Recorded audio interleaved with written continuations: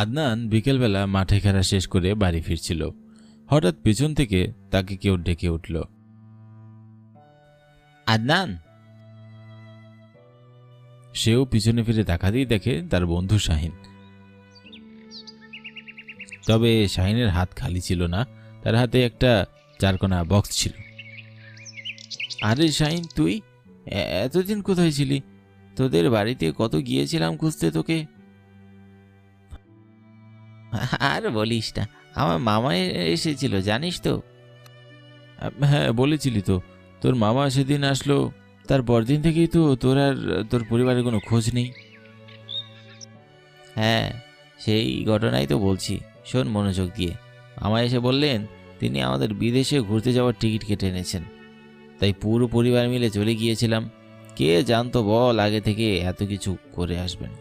এক রাতের মধ্যে গোছগাছ করে নেওয়া তো চারটেখানে কথা নয়। যা পেয়েছি ব্যাগে ঢুকিয়ে নিয়েছি।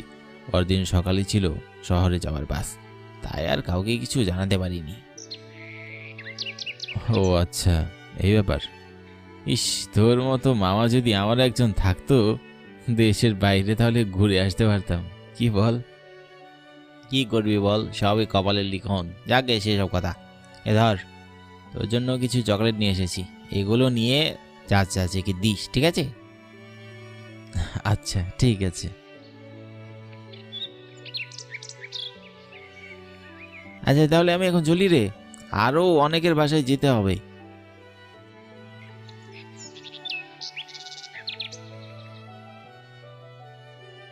ইস, আমাদেরও যদি এমন একটা আর্থিক অবস্থা ভালো হতো, তাহলে আমরাও দেশ বিদেশ ঘুরে বেড়াতে পারতাম।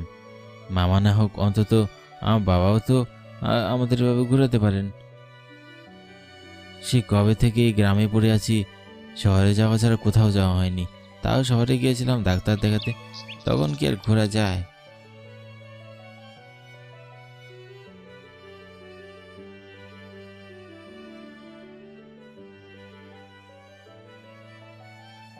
আদনান বাড়ি ফিরে এসে রান্নাঘরের এক কোণায় দাঁড়ালো।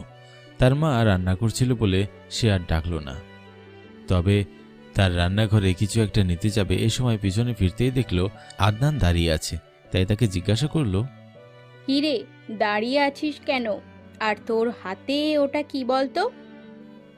এটা শাহিন দিয়েছে মা। সে কি রে, শাহিন এসেছে?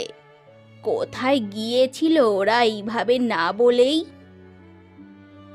শাহিন বলল ওর মামা যেদিন এসেছিলেন, এরপর তিনি ওদের সবাইকে বিদেশে নিয়ে যাওয়ার জন্য টিকিট কেটে এনেছিলেন, আর তাই আমাদেরকে কিছু জানানোর সুযোগ পাইনি। সবাই এক প্রকার তাড়াহুড়ো করে চলে গিয়েছিল। এই চকলেট শাহিন বিদেশ থেকে এনেছে মা। তাই? ছেলেটা সত্যি অনেক ভালো। আজকাল বন্ধুদের জন্য বিদেশ থেকে এমন জিনিস কে আনে বলতো? যা, তুই খা, আমি পরে খাবো। মা, আমরা কেন দেশের বাইরে যেতে পারি না? তুমি বাবাকে একদিন বলো না আমাদেরকেও বিদেশে ঘুরিয়ে আনতে। না বাবা, আমাদের এখনো অমন সামর্থ্য হয়নি। তোর বাবার স্বল্প আয়ে কোনো মতে সংসার চলে। এছাড়া তোর স্কুলের খরচ, বিভিন্ন সংস্কারের কাজের অনুদান দেওয়া, এই সব কিছু তো ওই টাকা দিয়েই করতে হয়। কিন্তু মা, আমাদের সবারই তো জীবনে কোনো না কোনো শখ আহ্লাদ থাকে, সেটাও তো এই সংসারেরই অংশ। সে ঠিক আছে, কিন্তু শখ আহ্লাদ এইগুলো করতে হয় সামর্থ্যের ওপর বিবেচনা করে। আচ্ছা তুই এখন এখান থেকে যা তো, আমি রান্না শেষ করি। তোর বাবা কিছুক্ষণের মধ্যেই চলে আসবে। মায়ের কথায় আদনান বেশ কষ্ট পেয়ে রান্নাঘর থেকে বেরিয়ে যায়।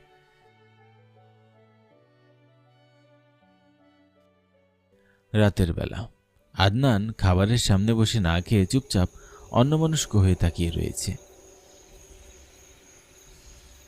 আদনান, কি হয়েছে বাবা? খাচ্ছিস না যে? খেতে ইচ্ছা করছে না, তাই খাচ্ছি না। ও মা, কেন? শরীর খারাপ করেছে নাকি? তোমার ছেলে বিদেশে যাওয়ার রোগ ধরেছে গো, তাই তিনি রাগ করে আছেন, খাবেন না বলছেন। আমার ছেলেটার হঠাৎ বিদেশে যাওয়ার রোগ ধরেছে কেন? বাবা, আমার অনেক বন্ধু বান্ধব দেশের বাইরে ঘুরতে যায়, তারা কত নামি দামি রেস্টুরেন্টে খায়, কিন্তু আমি ওদের মতো খরচ করতে পারি না। আমার মাঝে মাঝে বেশ লজ্জাও লাগে বাবা। আমার সব থেকে কাছের বন্ধু শাহিনও গতকাল দেশের বাইরে থেকে ঘুরে এলো। আজ সে আমাকে বিদেশি চকলেটও দিয়ে গেল। আমার কি ইচ্ছা করে না বলো একটু বিদেশি গিয়ে ঘুরতে?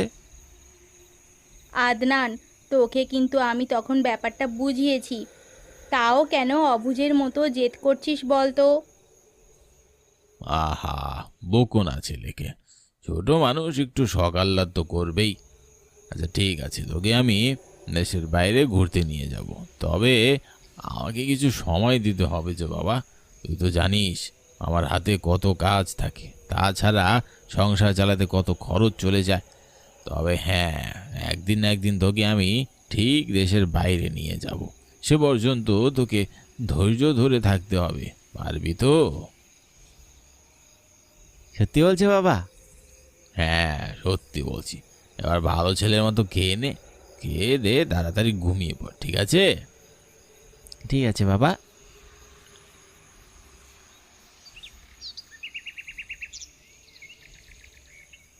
পরদিন সকাল হতেই আদনান স্কুলের উদ্দেশ্যে চলে যায়। আদনানের বাবা বারান্দায় এসে দাঁড়িয়েছেন অফিসে যাবেন বলে। ঠিক তখনই তার মা এসে বললেন,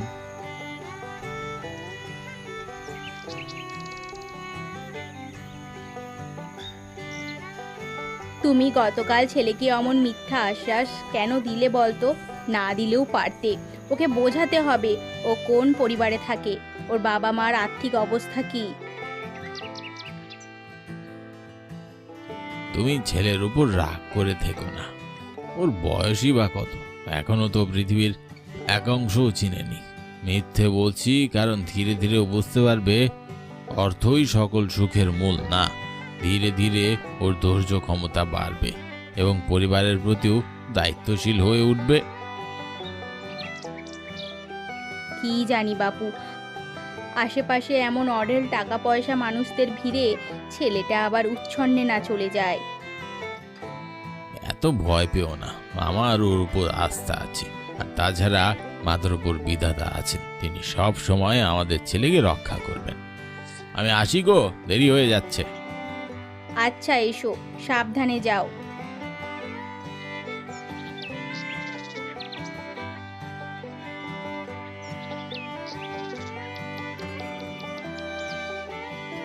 আদনানের বাবা চলে গেলেন।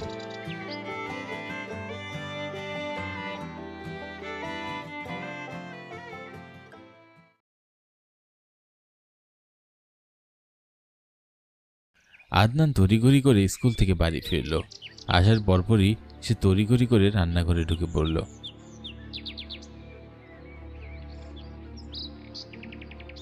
তারপর সে তার মায়ের সামনে গিয়ে দাঁড়ালো আর হাঁপাতে লাগলো।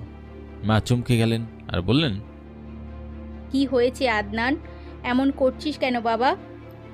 মা, শাহিনকে স্কুল থেকে কিছু পুলিশ অফিসার ধরে নিয়ে গেছেন। কি বলছিস তুই এসব? অতটুকু একটা ছেলেকে পুলিশ ধরে নিয়ে যাবে কেন? সত্যি বলছি মা, হ্যাঁ, পুলিশ অফিসার অভিযোগ এনেছেন শাহিন স্কুল থেকে বাড়িতে দেরি করে যায়। প্রতিমধ্যে বিভিন্ন চোরা কারবারে মাদক পাচারে সাহায্য করে। কিছুদিন ধরেই শাহিন আমাকে এড়িয়ে যাচ্ছিল, আর তখন ওকে সন্দেহ হয়েছিল। ভেবেছিলাম হয়তো অন্য কোনো বন্ধু পেয়েছে, কিন্তু কখনো ভাবিনি ও এমনটা করবে। হে বিধাতা, আমি তো আমার নিজের কানকে বিশ্বাসই করতে পারছি না। সেই ছোটবেলা থেকেই ছেলেটাকে দেখছি, ওর বাবা মাকেও কত সম্মান করি আমরা। এই এলাকার অন্যান্য পরিবারের থেকে বেশি অভিজাত পরিবার তাদের। হ্যাঁ রে, পুলিশ তোকে কিছু বলেনি তো? তুই তুই তো ওর সবথেকে ভালো বন্ধুদের মধ্যে একজন। বলেনি আবার? স্কুলের প্রায় প্রতিটি ছেলে মেয়েদের জেরা করা হয়েছে, আমাকে আর তৌহিদকে বেশি প্রশ্ন করেছে। কিন্তু যখন বুঝতে পেরেছে আমরা সত্যি বলছি, আমাদের আর বেশি ঘাটাঘাটি করেনি।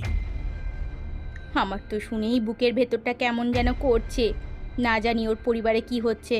আচ্ছা বাবা, তুই ভেতরে যা, গোসল করে একটা লম্বা ঘুম দে। ঠিক আছে মা। মায়ের কথা শুনে আদনান গোসল করতে চলে যায়।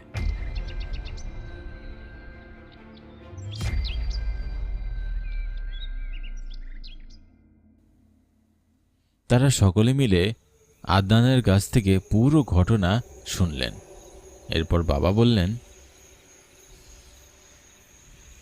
কি অবাক লাগছে, এত বড় ঘরের শিক্ষিত পরিবারের এক ছেলে, অথচ সে কিনা অপরাধের সাথে নিজেকে জড়িয়ে ফেলেছে। ওদের তো টাকা পয়সার অভাব নেই বাবা, তাহলে কেন শুধু শুধু এমন কাজ করলো বাবা? দেখ আদনান, এই পৃথিবীতে মানুষ যত পায় ততই চায়। মানুষের অর্থ সম্পদ গড়ার কোনো সীমাই থাকে না, কিন্তু সর্বোত্তম মানুষ হলো সেই যে তার নির্দিষ্ট উপার্জন এবং সম্পদের মধ্যে নিজেও সন্তুষ্ট থাকে এবং পরিবারকেও সন্তুষ্ট রাখার চেষ্টা করে। এই যে আমার সামান্য আয়, এটাতেই আমি এবং আমার পরিবারকে নিয়ে বেশ সুখেই কিন্তু আছি। হয়তো তোদের বড় বড় শখগুলো পূরণ করতে পারছি না, কিন্তু অন্তত এতটুকু ভেবে শান্তি পায় আমার পরিবারের লোকেরা কোনো পাপ কর্মে নিজেদের জড়ায়নি। আমি স্কুলে অনেকবার পড়েছি বাবা, টাকা দিয়ে সুখ কেনা যায় না। আজ প্রথমবারের মতো এই কথাটা উপলব্ধি করতে পারলাম। সব সময় মাথায় রাখিস, নির্লোভী ও পরিশ্রমী ব্যক্তি বিধাতার কাছে সবচেয়ে সুন্দর এবং পছন্দের। চাহিদা যত কম মানুষের, ততই সেই মানুষটা সুখী বেশি হয়। তাহলে আমরা একটা সুখী পরিবার, তাই না? তাই না বলো বাবা? হ্যাঁ, আমরা অনেক সুখেই আছি।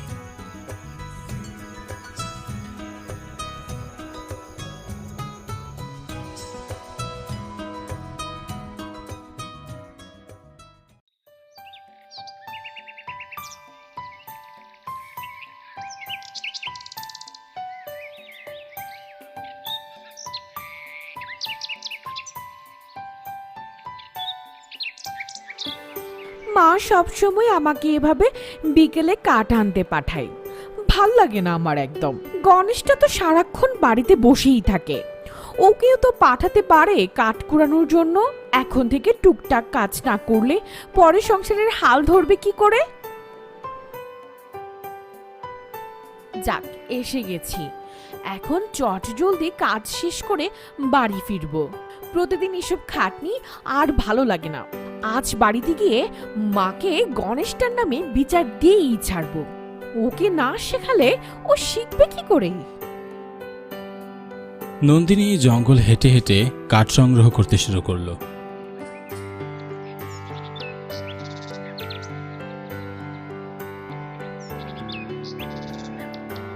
কাঠ সংগ্রহ শেষে একটা গাছের সামনে দাঁড়িয়ে পড়ল কিছুটা বিশ্রামের জন্য।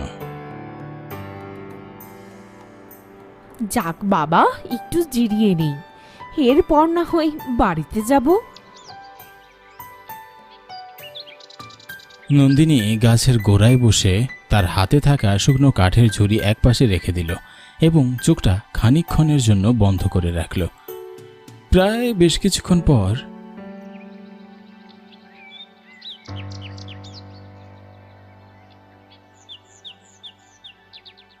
নন্দিনী চোখ খুলে তাকাতেই বুঝতে পারল সন্ধ্যা হয়ে গেছে।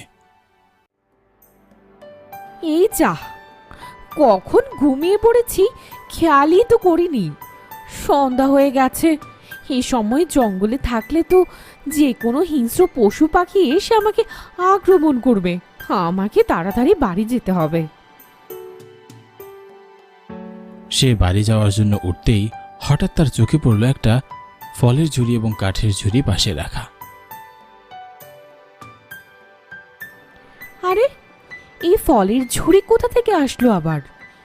এটা তো আমার না, আশেপাশে তো কাউকেই দেখতে পাচ্ছি না।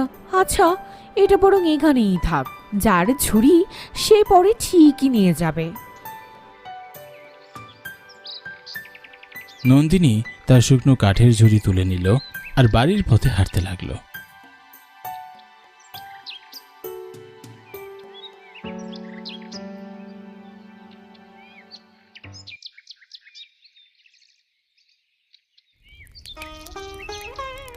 বাড়ি ফিরতে এসে দেখল তার মা রান্নাঘরে কাজ করছেন। সে পাশে গিয়ে বলল, মা, ও মা, এই নাও, তোমার জন্য কাঠ কুড়িয়ে এনেছি। এ কি রে হতবাগি, গিয়েছিস সেই বিকেল বেলা, এখন সন্ধ্যায় ফিরলি? এতক্ষণ লাগলো কাঠ কুড়াতে? এদিকে আমরা চিন্তায় মরে যাচ্ছি, শেষে আর থাকতে না পেরে তোর ভাইকে পাঠিয়েছি তোর খোঁজে। তাই যদি হয় তাহলে তুমি ওকে পাঠাও না কেন? সবসময় কলেজ থেকে ফিরলে তুমি শুধু আমাকেই পাঠাও শুকনো কাঠ কুড়োতে। বলি, তোমার ছেলেটাকেও তো একটু কাজে পাঠাতে পারো। ওমা, তোর ভাইটা এখনো কত ছোট, সবে মাত্র 13 বছর। আর তাছাড়া তুই বড় বোন, তুই যদি তোর ভাইকে নিয়ে এমন হিংসে করিস তাহলে কি করে হবে? হিংসে করছি না মা, ওর এই কাজগুলো শিখতে হবে, না হলে বড় হলে নিজেই তো বিপাকে পড়বে। বড় বোন হিসেবে আমি এটাই দুশ্চিন্তা করছি। আচ্ছা ঠিক আছে, এসব কথা পরে হবে, তুই এখন ভেতরে গিয়ে হাত মুখ ধুয়ে বিশ্রাম কর। নন্দিনী ভিতরে চলে গেল। ঠিক এরপরই গণেশ হাতে একটা ফুলের ঝুড়ি নিয়ে বাড়িতে ঢুকলো।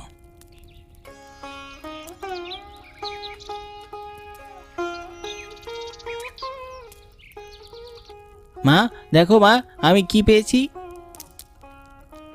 কি রে, এই ফলের ঝুড়ি আবার কোথা থেকে পেলি? এটা জঙ্গলে পেয়েছি মা, দিদিকে তো খুঁজতে জঙ্গলে গিয়েছিলাম, সেখানে তো দিদিকে পেলাম না, কিন্তু এই ফলের ঝুড়িটা একটা গাছের নিচে পেলাম, সেখান থেকে নিয়ে এসেছি।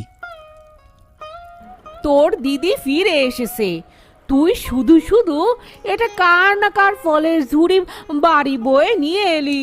ঝুড়ির মালিক যদি এই ঝুড়ি খুঁজে তখন কি হবে? না মা, আমি যখন গাছের নিচে গেলাম দেখি সেখানে একটা মেয়ে দাঁড়িয়ে আছে। মেয়েটা নিজেই আমাকে ফলের ঝুড়িটা দিয়ে বলল দিদির জন্য নিয়ে যেতে। কি বলছিস? কে মেয়েটা?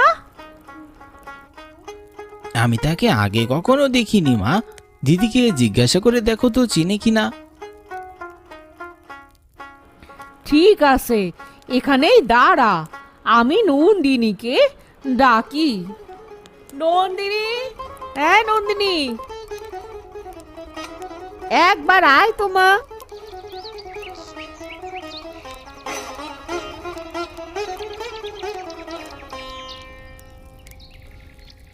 কি হয়েছে মা, ডাকছো যে?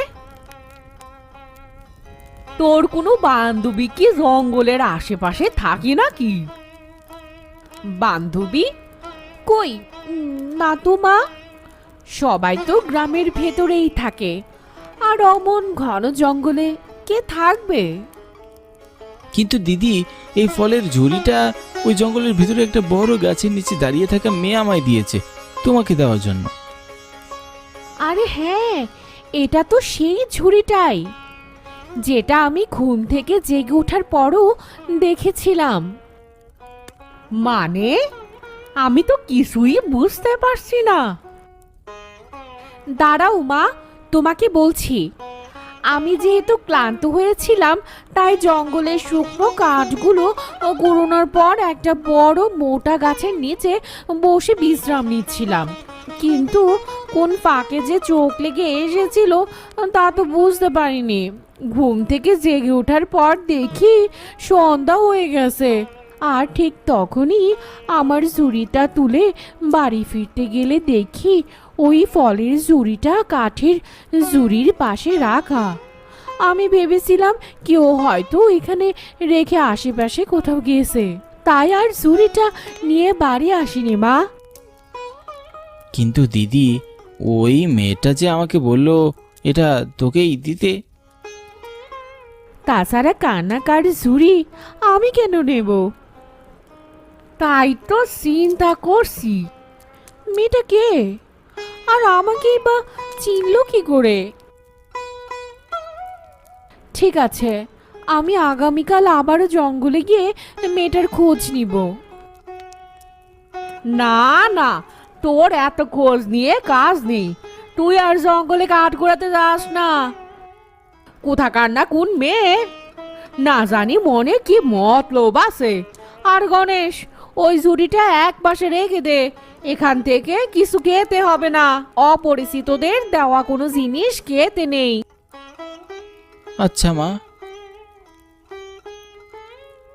ঠিক আছে, এবার তোরা ভেতরে চলে যা, আমি তোদের জন্য নাস্তা বানিয়ে দিচ্ছি।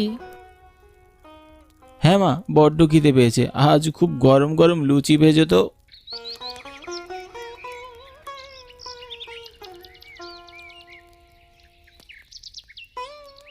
কিছু তো একটা ব্যাপার আছে, আমাকে যে করে হোক এটা আগামীকাল খোঁজ নিতেই হবে।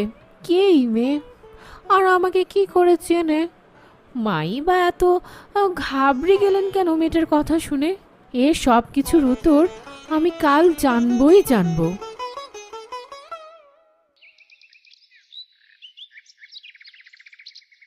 পরের দিন দুপুরে নন্দিনী কলেজ শেষে সোজা জঙ্গলে চলে গেল।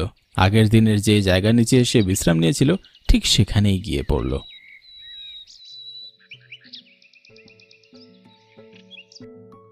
এখনো তো এইখানে কাউকে দেখতে পাচ্ছি না, একবার ডেকে দেখব কি? হতেও পারে কেউ সাড়া দিচ্ছে। কেউ আছেন আশেপাশে? কেউ কে আছেন? থাকলে আমার ডাকে একটু সাড়া দিন।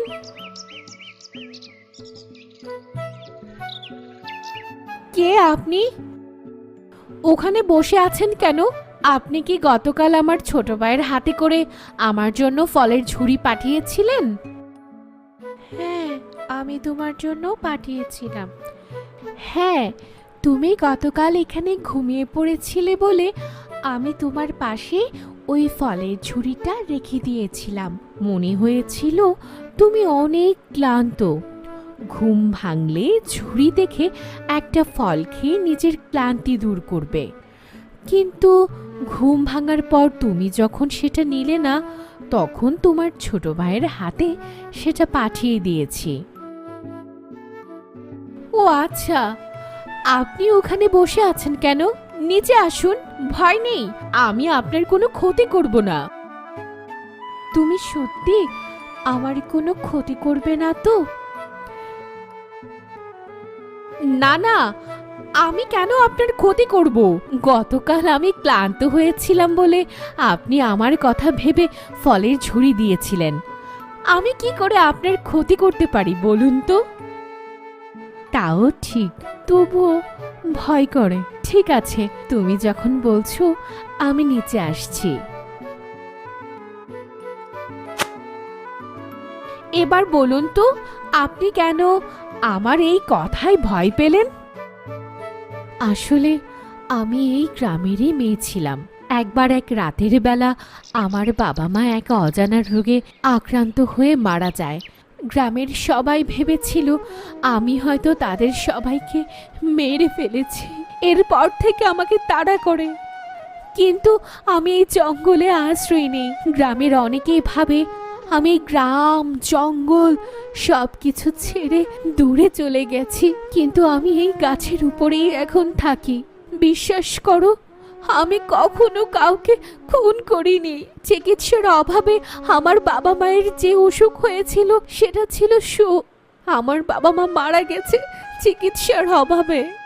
আমার বাবা মায়ের যে অসুখ হয়েছিল সেটা ছিল ছোঁয়াচে, কিন্তু বিধাতার কৃপায় সেটা আমাকে ছুঁতে পারেনি। এটাই আমার জন্য কাল হয়ে গেছে। আপনার সাথে যা হয়েছে এটা অনেক বড় অন্যায় হয়েছে। আপনি চিন্তা করবেন না, আপনাকে আমি আবারও গ্রামের সবার কাছে নির্দোষ প্রমাণ করব। না না ভাই, তুমি অমনটা করতে চেও না। আমি এখানে বড্ড ভালোই আছি, বরং এখানেই আমি আমার ছোঁয়াচে রোগের ওষুধ খুঁজে পেয়েছি। এই গাছের ফল খেলে কোনো রোগবালাই কিছু হয় না। তুমি আমার সাথে বন্ধুত্ব করতে পারো। তোমার কোনো অসুবিধা হলে, কোনো রোগ শোক হলে আমি তোমাকে সাহায্য করতে পারি। কিন্তু আমার কথা তুমি দয়া করে কাউকে বলো না। দরকার হলে তুমি প্রতিদিন আমার সাথে এসে গল্প করতে পারো নিশ্চিন্তে।